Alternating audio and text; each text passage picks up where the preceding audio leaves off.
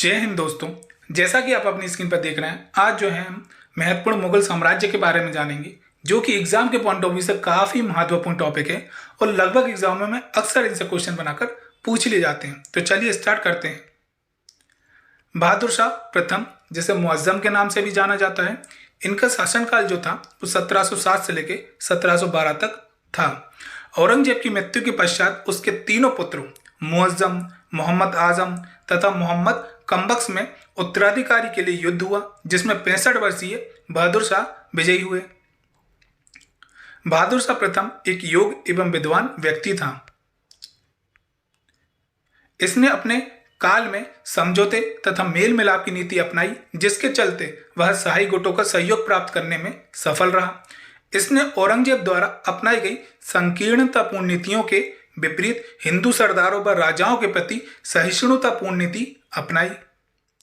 इसने मराठों तथा राजपूतों के प्रति मैत्रीपूर्ण नीति अपनाई और इसी के चलते इसने 1707 ईस्वी में संभाजी के पुत्र साहू को मुगल कैद से मुक्त कर दिया।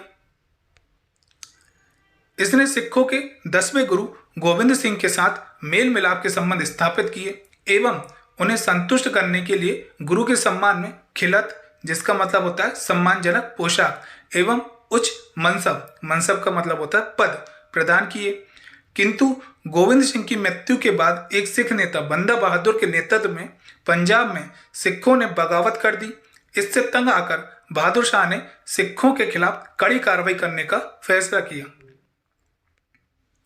नेक्स्ट है जहादर शाह, जिनका शासनकाल 1712 से लेकर 1713 तक था।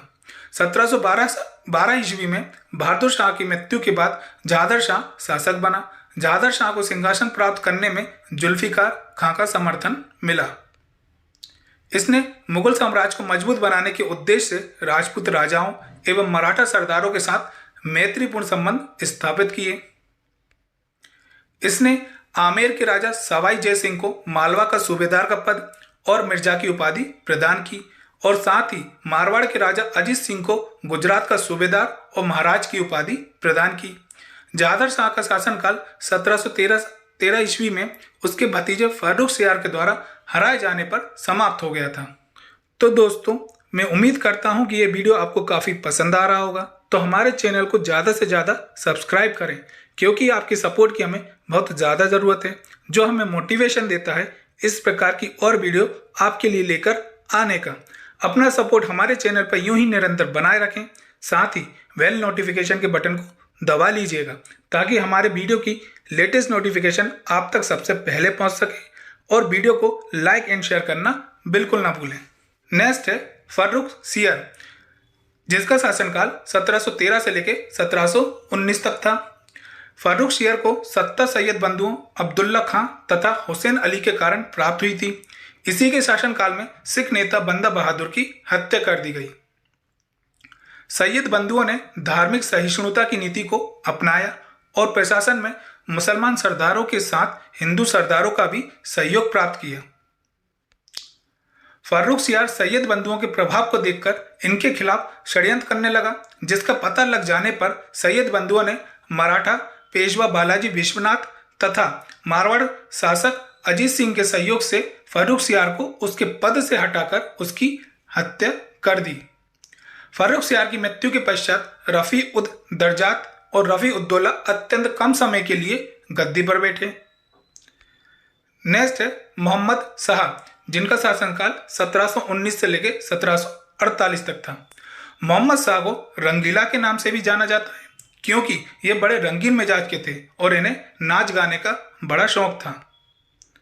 इनके शासनकाल में अनेक स्वतंत्र राज्यों का उदय हुआ, जिसमें मुर्शिद कुली खान ने बंगाल, सादत खान ने अवध, निजामुल्लक ने हैदराबाद, बदन सिंह ने भरतपुर तथा मथुरा, वंगस नवाबों ने फर्रुखाबाद में अपनी स्वतंत्र सत्ता की स्थापना की। इन्होंने सैयद बंधुओं के विरोधी सामंतों को अपना समर्थन प्रदान किया। इनके शासनकाल के दौरान नादिर शाह का आक्रमण हुआ, जो भारत से कोहिनूर का हीरा तथा शाहजहां का रत्न जड़ित सिंहासन तख्ते ताउस भी अपने साथ ले गया। 1739 ईस्वी में हुए करनाल के युद्ध में मुगलों की हार हुई, जिसके बाद मोहम्मद शाह को बंदी बना लिया गया।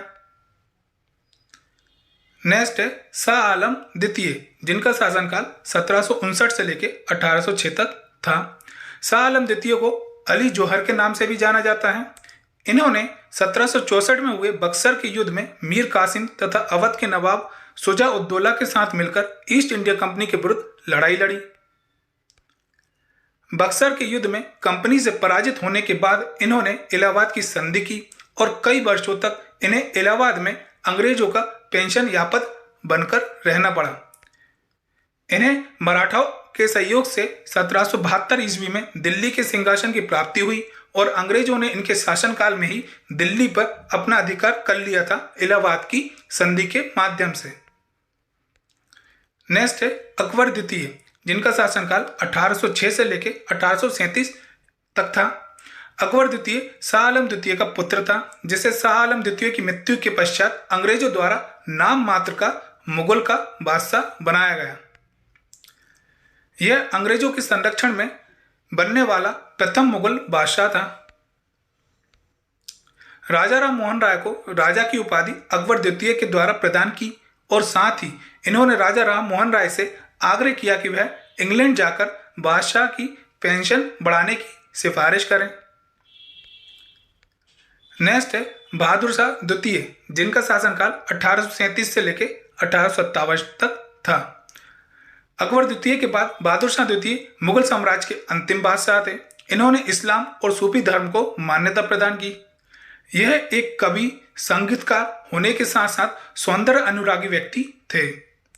इन्होंने 1857 ईस्वी में हुए स्वतंत्रता संग्राम विद्रोह में अपना समर्थन दिया, जिस कारण अंग्रेजों ने इन्हें गिरफ्तार कर उन पर मुकदमा चलाया और इन्हें रंगून निर्वासित कर दिया गया, जिसके कुछ समय पश्चात 1862 में इनकी मृत्यु हो गई।